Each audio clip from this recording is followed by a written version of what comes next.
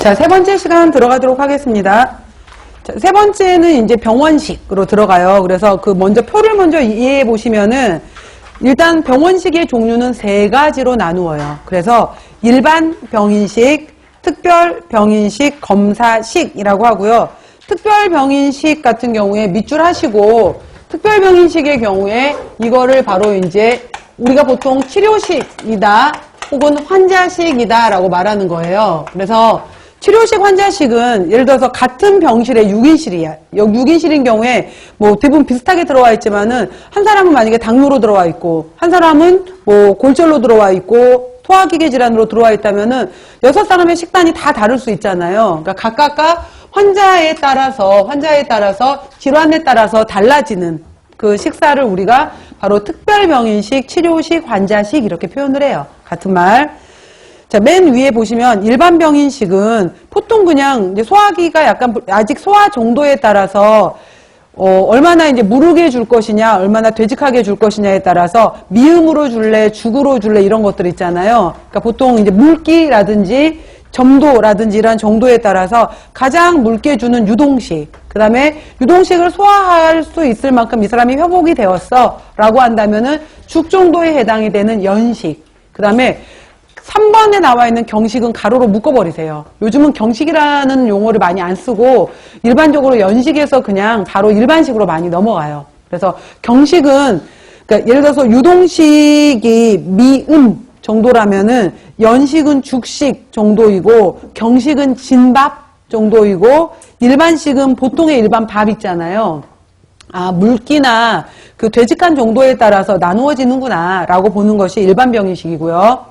그 다음 잠깐 이제 제가 설명드릴 게 특별병인식인데 앞으로 이제 우리가 그 다음 시간부터 들어가게 되면은 소화기계 질환, 뭐 당뇨, 심혈관계 질환 쭉 들어가잖아요. 그러면은 환자에 따라서 예를 들어서 이 사람이 급성 간염 환자다라고 하게 되면은 이 사람한테 열량은 어떻게 줄 거야? 당질은 어떻게 줄 거야? 단백질은 어떻게 줄 거야? 비타민은 어떻게 줄 건데 그 중에서도 또 무기질 파트는 어떻게 할 거야? 특별히 이 사람은 섬유소 부분은 어떻게 처리해 줄 것인지, 그 밖에 이 사람은 뭐 어떤 것들을 더 유의를 해야 돼? 이런 식으로 해서 환자마다 이제 다 달라질 거 아니에요. 그랬을 때 이 급성 간염 환자다라고 한다면은 일단 초반에 이 사람의 경우에 크게 식사에 거부감이 없다면은 고열량으로 주자. 그 다음에 당질의 경우에도 단백질 보충을 해주고 단백질을 보완해주기 위해서 단백질도 당질도 충분히 공급해주자.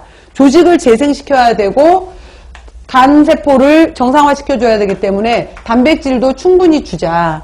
그 다음 모든 비타민 대사에 관련된 곳이 간이고 여러 가지 에너지 대사를 일으키려면 비타민들이 있어야 되잖아요. 비타민들도 충분하게 줄 수 있을 만큼 주자. 자, 무기질 같은 경우에도 다 잘 주는 건 마찬가지인데 이 사람 같은 경우에 여러 가지 중에서 나트륨이 많아지면서 지금 문제가 되고 있기 때문에 다른 무기질은 주지만은 나트륨 부분은 다소 좀 우리가 조절하도록 하자. 그 다음 섬유소 같은 경우에 크게 문제는 없지만은 아직은 소화가 잘 돼야 되기 때문에 불용성에 해당이 되는 이 거친 섬유소 부분에 해당이 되는 것은 다소 소화흡수에 문제가 될 수 있기 때문에 좀 빼주자. 이런 식으로 해서 각각 이제 뭐를 그러니까 여기서 보다 보면은 뭘 고루 줄 거야. 근데 초기에 급성 간염 환자들의 특징 중에 하나가 지방을 안 썼구나. 지방 부분에 있어서 지방류 음식의 냄새만 맡아도 막 토할 것 같대요. 실제로 선전만 봐도 토할 것 같대요. 음식에 피자 뭐 이런 것만 나와도 그 기름 냄새가 연상이 되면은 구토 증세, 오심 증상이 나타나게 되는 건데 그래서 초기에는 지방을 제한을 해요. 지방은 제한하자라고 들어가게 되는데